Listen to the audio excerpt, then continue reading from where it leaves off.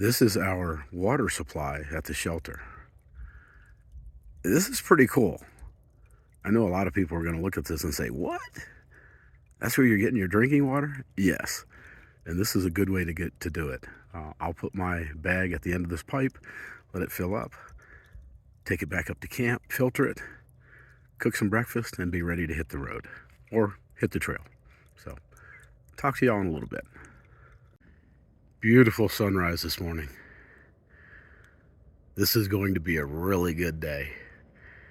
It's a little chilly now, about 26 degrees, but it's going to warm up nicely today, and this is our last cold night out here for a while, so I'm thankful for that. It definitely got chilly last night. Beautiful.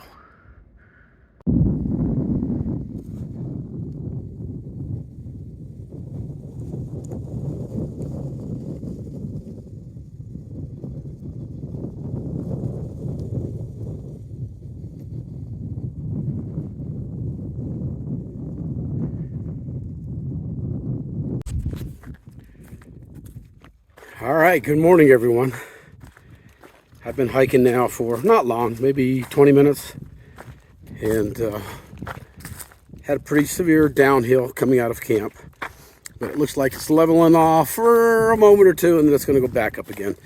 Today's going to be a relatively, God, I don't even want to say this, easy day compared to some of the ones that we've just done. Mainly because we got a lot of ups and downs today, but they're more of a nuisance than anything else. There's a couple of good sized climbs today, one right at the end. Nothing like what we just came off of with Trade Mountain, which was over 4,000 feet in elevation. But yeah, we got a whole bunch of what they call PUDs, pointless up and downs today. And my body is looking forward to those a little bit. You know, it's funny, every morning I put my pack on. It's got to be a little bit lighter after the food I've eaten, but it doesn't feel lighter. For some reason, it feels like 10 pounds heavier. Then once I get going, it balances out on my back. And yesterday I had a problem when I first took off where I didn't pack my food bag in my pack very well, and I had my cooking pot jabbing me in the back. So I had to stop and remedy that real quick. But hey, another lesson learned. Hopefully I don't do that again. But we have got right at 8 miles to do today. Maybe a little less. We just want to get to the next shelter. And it's going to be a warm day this morning. I woke up about 4 o'clock this morning and I was freezing my little, yeah, you know. It was cold. I had to break out of hot hands. The cool thing is, the Sea to Summit liner that I use inside my sleep system, you can activate that hot hands, throw it down at the bottom near your feet, which is awesome because it warms your feet within about 15-20 minutes. But then that liner just kind of directs that heat right up towards your face. And so I woke up cold at 4 in the morning. And within about half an hour, I was toasty warm again.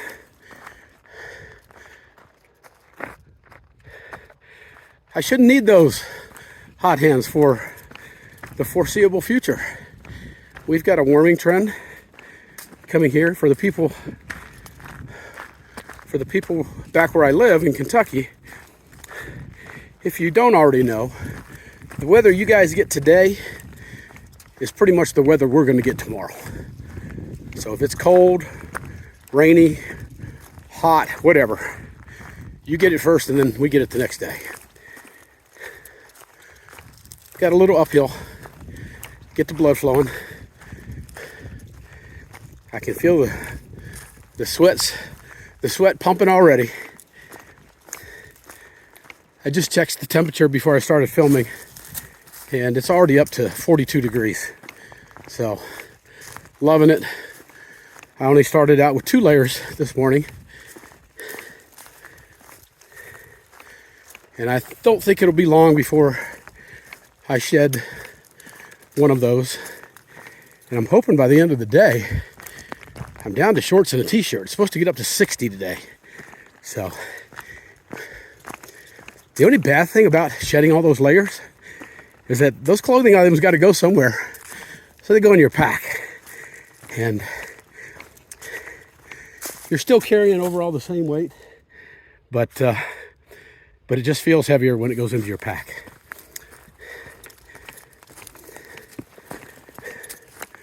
It's a good morning. I hope you enjoyed that sunrise that I caught this morning when I was going down to get my water. And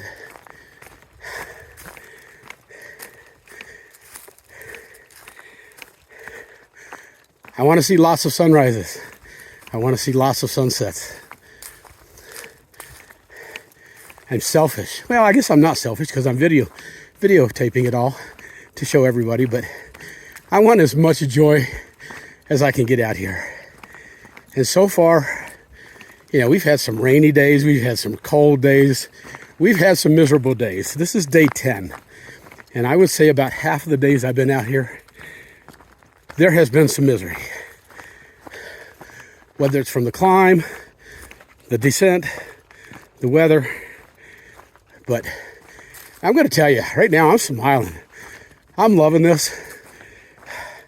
I think I mentioned before, whatever the mountains give you in misery, trail karma returns to you with things that are just priceless. So I'll take the misery as long as the joy keeps coming.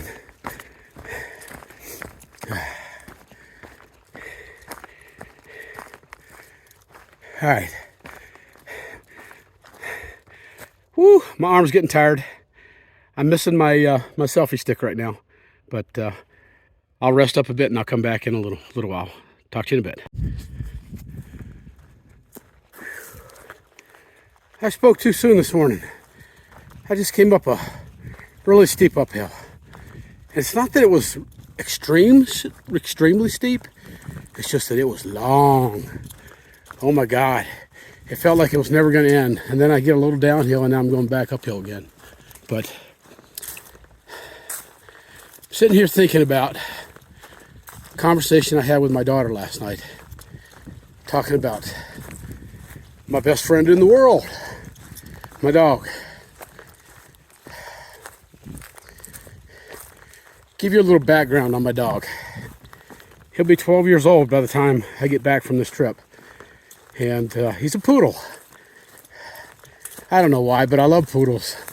They're just awesome dogs. But 11 and a half years ago, the way I got this dog was I was at my mother's house for Thanksgiving. And my younger sister came into the house, and this will give you an idea of what kind of person my little sister is. She comes into my mother's house with this little 6-week-old ball of fur in her hands. And it was, "Mom, what am I going to do with this goddamn dog?" I think that tells you right there everything you need to know about my younger sister. Anyways, I looked at that little ball of fur and I said, "Is that a poodle?" She said, "Yes." I said, "Let me see him." She put him into my hands and I immediately told her, "You just got rid of him." And it's just been me and him from that day on. We've been apart a few days here and there when I've taken trips to Belize, Costa Rica, or my whitewater rafting trips. But other than that, it's always been me and him. I'm trying to think. I think he's maybe spent 1 or 2 days since we moved into the house that I live in now 11 years ago. Almost 12 years ago. He spent maybe 1 or 2 nights in other places with me, but other than that, he's never been outside of my home. And anyways, when I was talking to my daughter last night, my dog's name is Puppy. I know it's not very original, but you know, I didn't expect to get him, and I didn't know, I didn't have a name in place for him, so I started to call him Puppy. And when I get angry at him now, I call him Puppy Dog. But anyways, when I was talking to my daughter last night, she was telling me that he seems to be very depressed, and he's having a hard time.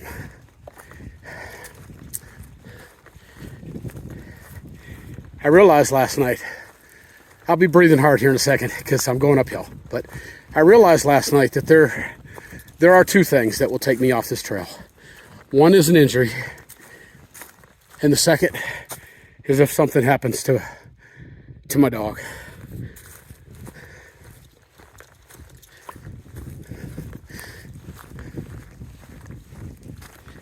I felt guilty for leaving him. Whoops.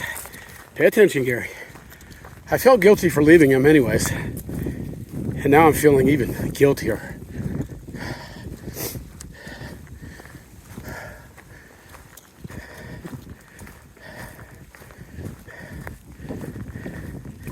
For my daughter and my son-in-law, my appreciation for what you're doing is beyond words.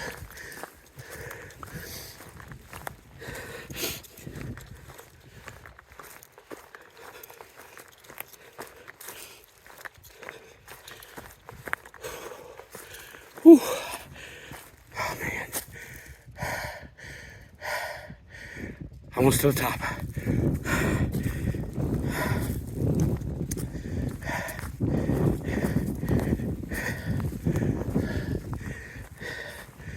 The message I want to send to my daughter, my son-in-law, my 2 neighbors where Puppy's closest friends are, Tilly and Paco and Buster. Puppy needs you all. I need you all.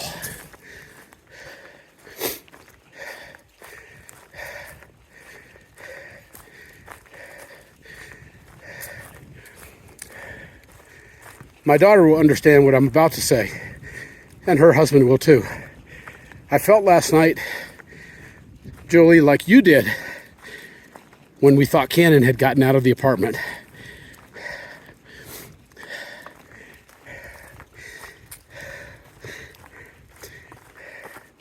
That was me last night. And today, that's all I can think about. But as much as possible,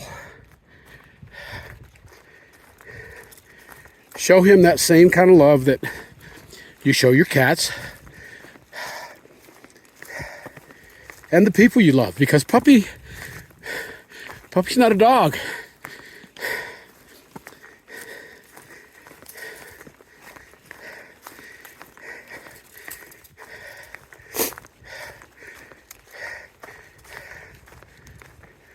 He is my best friend.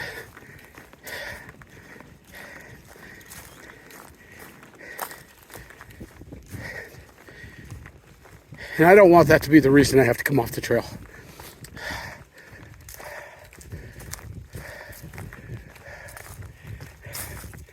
So, thank you all for what you're doing. Thank you all for what you're going to be doing. And now that I've kind of got that off my chest, I'm going to try real hard to enjoy the rest of this day. And try not to think so hard about my best friend. And, all right. Enough of this nonsense. I got to put this phone down because for some reason, probably because we're going higher, it's getting colder. And I need to warm my hands up. So, all right, I'll be back in a bit. How's that for a cool tree? That thing should have been dead years ago, but it is not. It is alive and kicking. That's a beautiful thing. 5 miles into the day, got a big downhill, then got a real big uphill, and then a short downhill to the shelter. So let's keep going.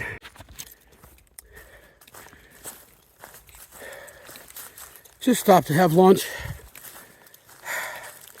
Had a big uphill right after lunch, so I'm already huffing and puffing here. But while I was having lunch, Bluebird and Butch, one of the other guys from the shelter, and we spent the last, I don't know, 2, 3, 4 nights with those guys in the shelters. But anyways, they showed up. So Bluebird is either she's hustling or I'm not hustling so much. Pretty good downhill now, but I gotta be careful. It's hard to tell. You see this black? I want to tell you something, man. You hit that stuff when it's thawed out, and it's like putting on your roller skates. I've almost had my feet slip out from under me, at least a dozen times today. So every time I see this black mess, and you can see here where people have already been scraping in it. It's almost like walking in slush, but it's mud. And it's extremely, extremely slick. All right. So it looks like we've got about 2.5 miles left to go to get to the shelter. And looking at the map, it appears like we've got a good little downhill, and then about 1,000-foot climb to get to the top of that mountain, and then a short downhill after that, and it's time to put up camp again. It feels like I just took camp down, but it's not warming up like the weatherman said it was going to. Shame on you, Weather Channel, getting our hopes up for a 60-degree day. Last time I looked at my thermometer, and it's noon already, it had reached all the way up to a whopping 46 degrees, and the wind was blowing like crazy, so wind chill probably took it down to maybe the upper 30s. I'm ready for some 60-degree temperatures. Not a lot to see out here right now. You can look through the trees, and you can see the mountains off in the distance. Off in the distance. I mean, we're in the middle of the mountains, but not a lot of good clear views today. So maybe when we get to the top of this mountain, we'll have something. But right now, just picking my way downhill. All right, I'll check back with you in a bit.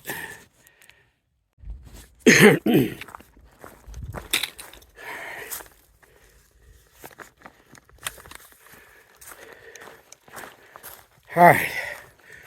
Let's look at my map. Got 1.9 miles left to the shelter. I don't know if you can see that white blaze up there to the left side of the trail, but from here to there, it's kind of downhill. From there, it goes uphill, and it will be uphill for the next 1.3 miles.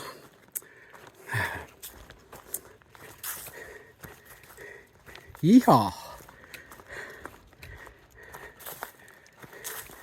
The cool thing is, at the end of that 1.3 miles, it's downhill till the shelter. So,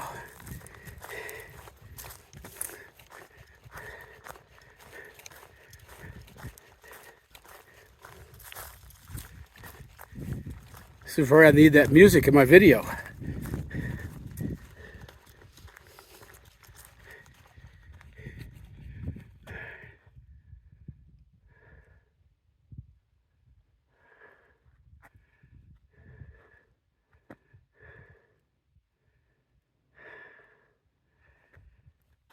Is this the trail?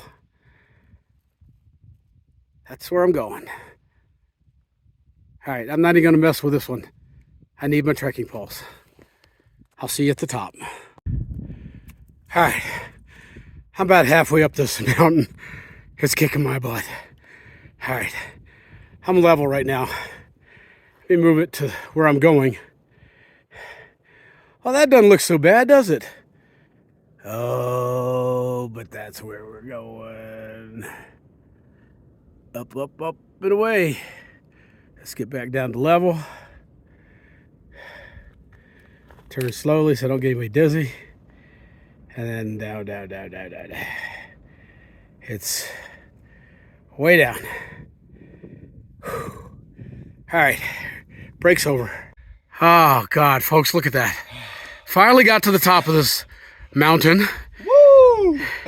Yeah, I got a youngster sitting next to me who confirmed that it's an ass kicker. I don't know what, there's a big body of water over there. You probably can't see it in my camera, but some kind of a lake or something over there. But wow, that's just beautiful. Let me zoom out a little bit. Wow. All right, my arms are too tired to hold this up, folks, so I'm putting it down. All right, I have reached Deep Gap Shelter where I'm gonna stay tonight, and it's kind of a long haul off the trail to get down here, but you do cross the water source just before you get here. It's kind of flat, got a bear box, got a privy down that trail there a little bit, big old picnic table, and one of the nicest, I think it is the nicest shelter we have seen so far. It's got a picnic table in front, it's got eating benches on either side of it. It actually has a step up to the platform where it's at, and inside it's double-decker. It's almost fully enclosed. What's up, bud? Hey! Look at there. We even got light, windows up there. Yeah. Nice, nice, nice. Yeah, nice shelter, but I'm still sleeping outside. I don't care for the mice. All right. Since I got to the shelter a little early today, I'm going to take y'all on the tour that I know you've all been waiting for.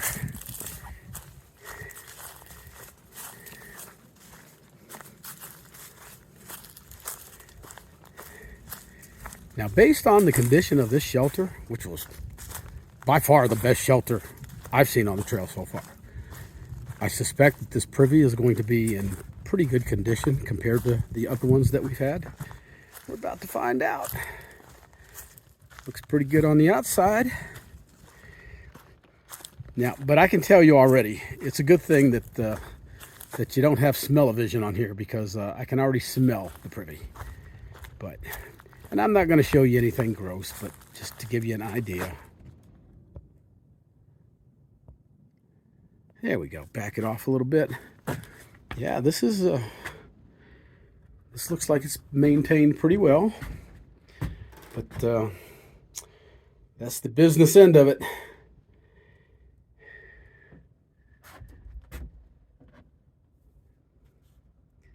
Now, I will tell you that every other privy that we have seen, I'm hoping this one is not as bad when I pop that top, but when you pop the top of that toilet, whoo, it's just nasty.